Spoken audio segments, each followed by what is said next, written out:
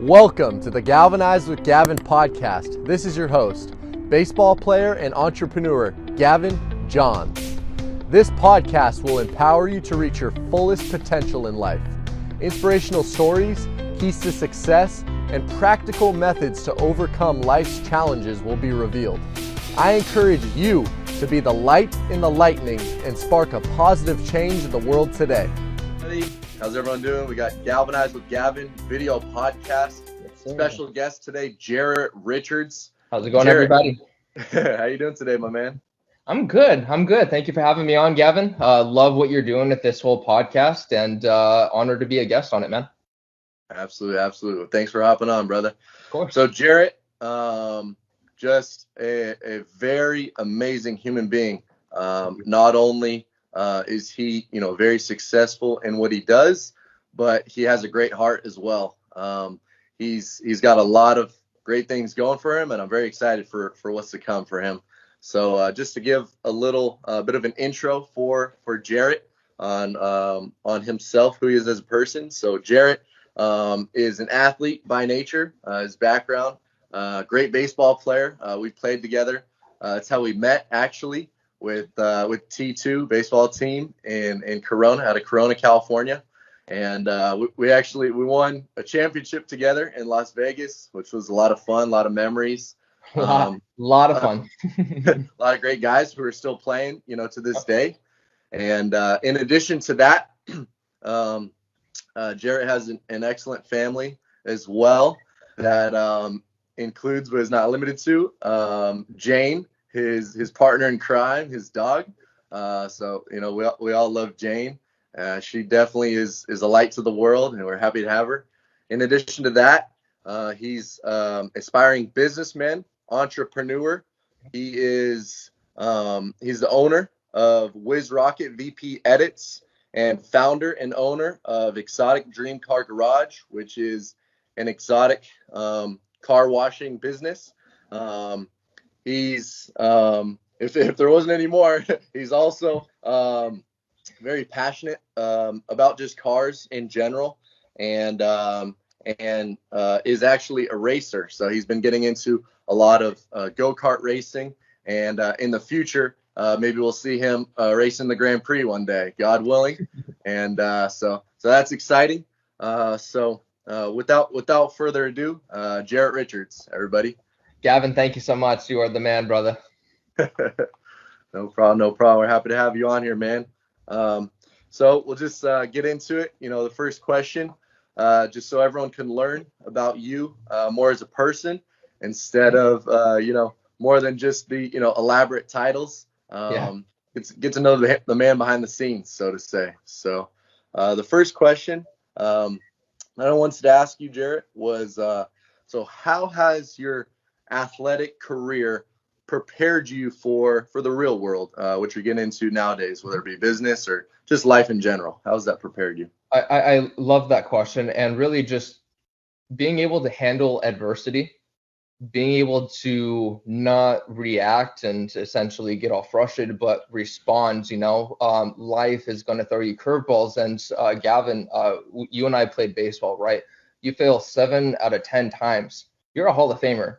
You succeeded 3 out of 10 times, you're a Hall of Famer. You're batting 300, you're a Hall of Famer. And I love that comparison in life, because whether it's baseball, whether it's soccer, whether it's racing, whether it's Olympics, right? Any sport, it really teaches you how to handle failure, adversity, and how to overcome it and learn from it and grow from it, right? And so my biggest takeaway that I really think sports and my just overall athletic experience has really helped me in the real life experience is how to handle adversity and not get frustrated, not get angry about it, but essentially handle business and get done. Handle it head on, So Absolutely. Handling adversity, overcoming failure, and being able to grow and learn from it. Definitely. Yeah, that's something, I've definitely, learned in my career. And I know you're a living example of that as well, and it's been awesome to see you overcome adversities in your life and come out stronger on the other side. You know what I mean? I feel like. Thank you. Yeah.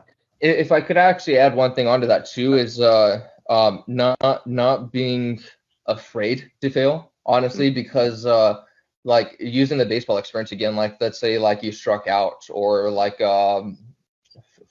football experience, let's say like you miss like the winning field goal kick, like it's going to be so easy to get down on yourself and like beat yourself up, because I think by nature everybody is their own biggest critic. So again, going back to handling that adversity is having the confidence in yourself to know that, okay, I failed, I messed up, and I'm going to learn from that, and I'm going to be able to do it again, and I'm going to succeed and not compound that mistake. But not really being afraid to fail is another key thing in handling that adversity, right? Because I think it would be easy to kind of just get in your own head and then tell yourself, oh, I'm not good enough, or I can't do this because I failed once. No, no, no, no, no. That failure, in my opinion, is just, okay, you learned how not to do it, try it again, and you may learn how not to do it again, but eventually you're going to get it right. So don't be afraid to fail, as well as handling that adversity. Absolutely, absolutely. Yeah, thanks for expounding on that. I'm glad you hit that point, because it's super important for people to realize that, we all face tough circumstances, but it's what comes out on the other side, just like you said. And God, puts these difficult situations in our life to make us stronger and more refined on the other side. You know what I mean? And Yes. so, yeah, definitely. Thank you for sharing that. So just to build off of that, what advice has someone given you, either a mentor or a coach or a teacher or parent? What advice have they given you that has helped you, kickstart your career? Something that you've held close to.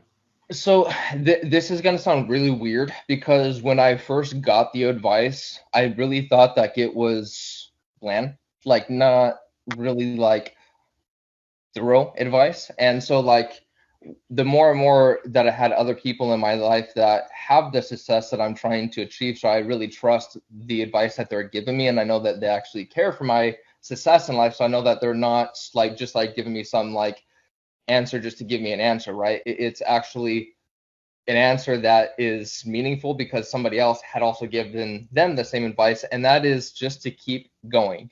And so like I said, it's going to sound weird, but it took me a little bit to really understand what that means. And going back to the point that I just elaborated on, as far as like, don't be afraid to fail. When you look at college, or people that didn't go to college, like I myself didn't go to college, but my whole thing is, it's not about a degree. Like I highly admire and respect people that do go to college and get their degree, because my whole thing is, it's about a plan, right?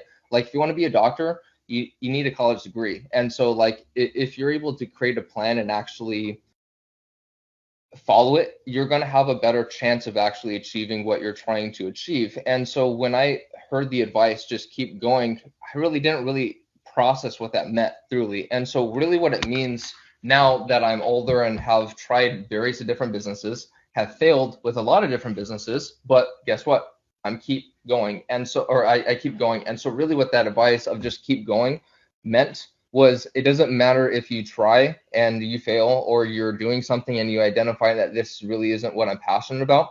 I just turned 25 years old. In my opinion, if you're under 30, you're young as heck, right? So especially if you're under 20, like if you're still in high school, or if you're just in college, people change their degrees all the time. And so if you're not enjoying what you're doing, in my opinion, yes, you need to take care of business and obviously make that moolah to take care of your family and hit your goals. But at the same time, I think it's just as important to also thoroughly love what you're doing. And so with what I'm chasing in life, obviously entrepreneurship is a roller coaster. So I don't have that security. I know that I could start a business, and I know that it could fail. And so I know that I could try something, put a whole bunch of effort and hours and sleepless nights into something, and it couldn't work out the way that I want it to. And so going back into the advice that sports has taught me, handling adversity, okay, I failed. What can I learn from this lesson?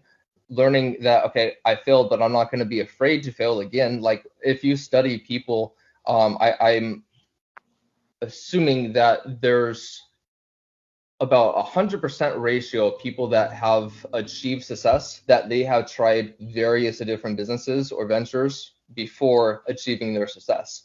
And so going back into not being afraid to try again, or just to keep trying, is keep going, because if you fail, use it as a learning lesson. Don't compound your mistakes, of course. Like you don't want to fail and then not take anything and just find yourself in that rat race where you're just looping the same mistake over and over and over again.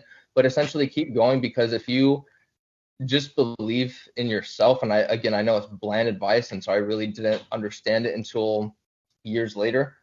It's just trusting the process and trusting the road that you're on, and understanding that if you fail, learn from it. And if you're doing something and you're not truly passionate about it, and you're kind of feeling that this isn't really what I want to do, don't be afraid to make that jump and change. If you try something and it doesn't work out, don't be afraid to essentially keep going. So whether it's changing what you want to do in life because you identify that this actually isn't really what I'm truly passionate about and I really want to find what I'm passionate about, or if you're pursuing something and it doesn't work out the first time, the second time, the third time, but it's what you truly believe in, keep going, because it's really just that process of learning from the experience.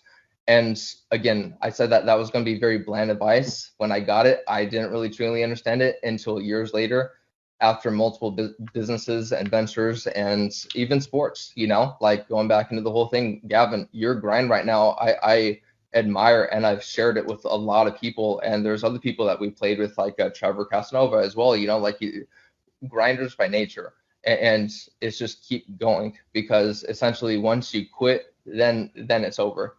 But it doesn't matter if you fail. Failure is, in my opinion, a lesson, or it's essentially a sign, right? So just keep going, even though I know that's bland advice, but it's honestly the best advice that I've ever gotten, is just keep going. Absolutely, absolutely. No, I love that. Yeah, thank you for sharing. I really appreciate that. So the next question, so as a businessman yourself, how do you apply faith, as a man of faith yourself? How do you apply faith in your business and just maybe in life in general?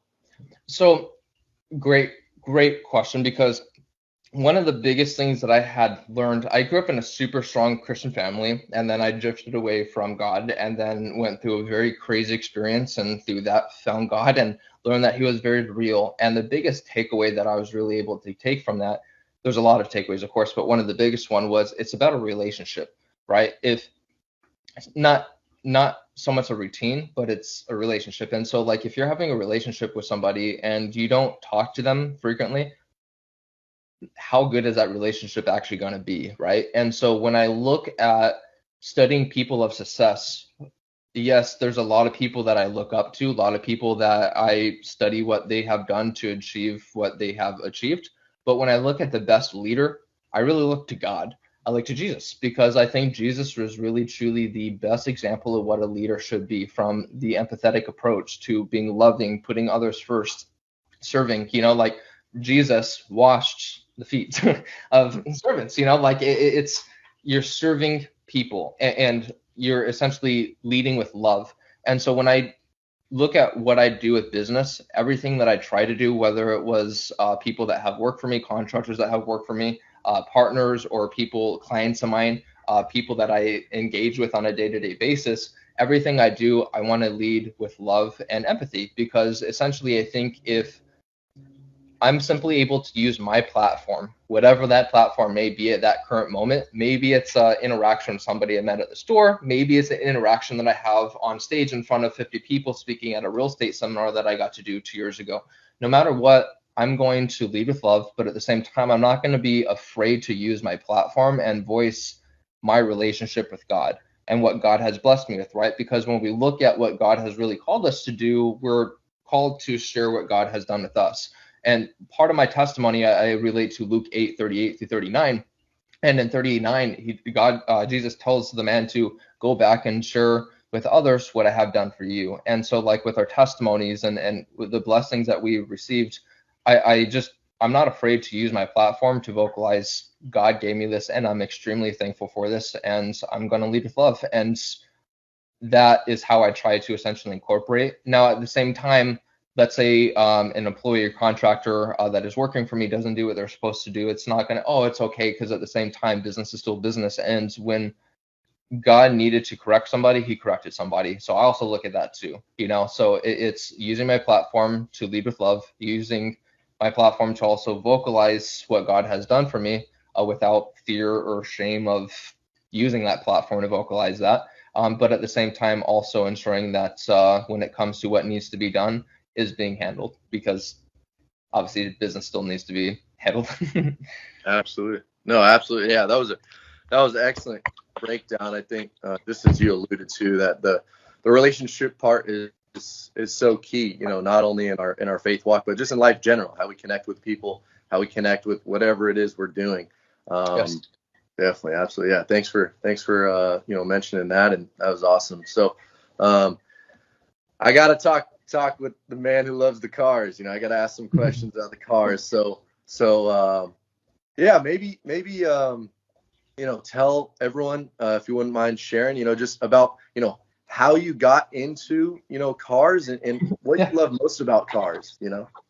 So, I'll send you the picture. I don't know if you would be able to edit it in here or not, but basically, ever since I was, I want to say like 6 years old, 7 years old, maybe even five, younger, I have absolutely fallen in love with Ferraris and Lamborghinis. And my biggest life debate was always that I want a Ferrari or Lamborghini first. I want both, but which one is it going to be first? And so, for those of you who may be familiar with West Corona Little League, Corona, California is where I grew up. West Corona was my little league. And so at the field that we played at, Butterfield, the Corona Airport, small little like private type of like airport right behind it, right?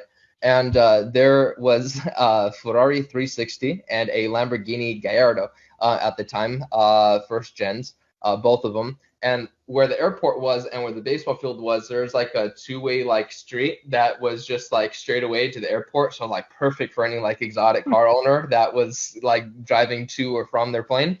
Freaking sick. But I remember just seeing it, and my friends that played baseball with me, Ryan Campbell, he was the one that showed me or told me what they were, because I saw him drive by and I was just fascinated. Like I still am, by the way, like a kid in a candy shop. And so then I knew what a Lamborghini Ferrari was, went home and did a whole bunch of research, and haven't stopped since.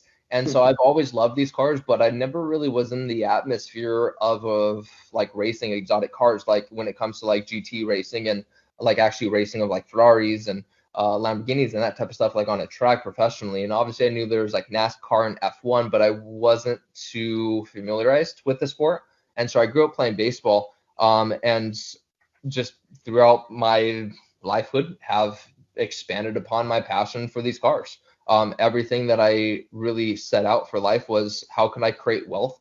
My dad's a two-time cancer survivor, and in 2008, 2007, obviously when the real estate stuff happened, he was in the hospital going through chemotherapy, and the banks wouldn't work with us. And so the best financial choice that we had to make as a family was to short sell that house, which was like my childhood home, and everything worked out for the better for my family. And my dad's super healthy and beat cancer twice, and you would never know it. The dude is healthier than a rock and stronger than a rock, and could have retired a few years ago, but he keeps pushing. So the dude rocks. But essentially, that was really like the turning point, because I knew that I wanted to achieve wealth, not just get rich, but achieve wealth. And I started to look at, okay, how can I make money work for me? How do people make money? And I started really doing a lot of research on how wealth was created, because I knew that no matter what I did, I was going to do something that allowed me to be able to buy my dream cars and live life the way that I wanted to. Mainly the dream cars. I told my parents that if it came down to it, I would rather buy a Ferrari and live in the Ferrari over living in a house. House on wheels, right? People live in RVs and vans. I'll just live in a Ferrari, um, and I still will hold true to that. But so yeah, that's really like what started it, and really what like sparked like my drive for entrepreneurship and business and investing and understanding how to create wealth. Because my goal, of course, is to achieve my childhood dreams that I had, but at the same time, like not be restricted by money when it comes to being able to do certain things. And obviously, racing is something that I'm just getting into because I just had my eyes open to the sport and had the right connections get me into it. So I'm starting with go karts, and now my next step is to actually go out to Fontana and do gas powered go karts, and then move on to actual cars. And I've already driven a 488 Pista around the track, and in December I'm actually driving another 488 at the Fontana Autoway. So I'm doing it as a hobby for now. But really, what I wanted to do was transition my career into the industry that I love most, which is really exotic cars, right? Because whether it was baseball, whether it was business, whether it was investing or something else, my stepping stone was to create that wealth. So again, I could go and achieve my childhood dreams, mainly these cars. So I just love the cars. I think they're a work of art. I definitely have my Dream Garage collection, hence the exotic Dream Garage inspiration of the name. So that new company was formed recently, and so what I'm doing is detailing exotic cars, luxury exotic, mainly Ferrari, Lamborghini, Bentley, Rolls Royces, McLaren, those types of cars, but other high-end Mercedes, Audis, and BMWs and that type of stuff too. And plan is to essentially get a crew underneath us where it's going to be like a little pit crew, right? But what we're doing is we have one branch which is detailing cars. The second branch is actually going to be dream drive-alongs. So when I was super young, back when the Lamborghini dealership was off of the 55 freeway, I have a picture standing next to a Lamborghini Murcielago, which is that picture that I would send you. That was 2004, I believe. And I remember dressing up, like at the time, I was always in athletic wear because of baseball. Like I always have to dress the part, if that makes sense. And so I remember dressing like in like more business attire because I this is what a Ferrari and Lamborghini owner would wear. And so went out there, and then in 2014 did that ride along in the Lamborghini Gallardo Superleggera. And then in 2017 when I launched one of my companies, my then friends, and he became an investor and mentor of mine. Actually, it was the first time that I met him. Handed me the keys to his Lamborghini Gallardo, Yes, which was sir. freaking awesome. And so that was my first time actually getting to drive the Lamborghini, and of course that just blew up my passion even more. And like I said, I got to recently drive the Ferrari 488 Pista on the track full out, which even blew it up even more. So I have the right connections and had the right experience and education to be able to get myself in the industry around these cars, which again, I'm like a kid in a candy shop. So the second aspect is going to be doing dream drive-alongs, which when you're not 25, for the most part, you may find an exception, but you're not going to be able to rent an exotic car. You're not going to be able to go and drive a car like a Lamborghini Ferrari on a track either.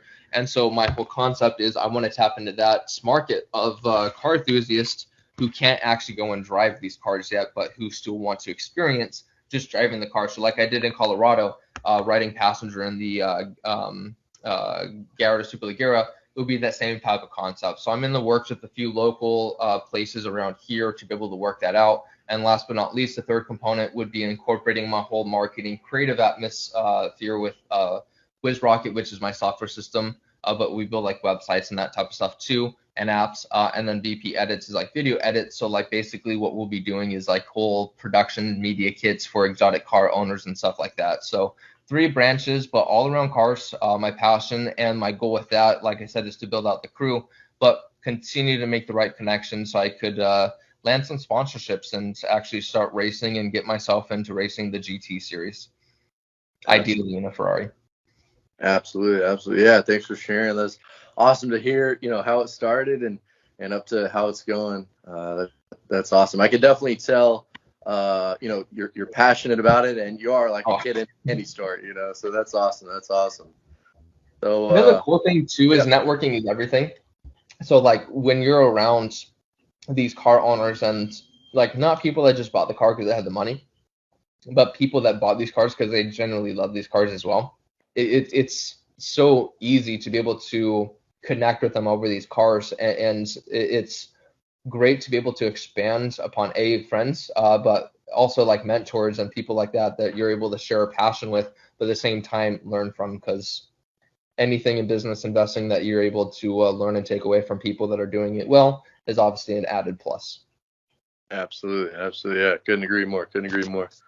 So to wrap it up here, it's been a great video podcast, by the way. So thanks for sharing a little bit of your life. I know we said 15 minutes. Hopefully we we're it's all good. Ballpark of that and not too much over.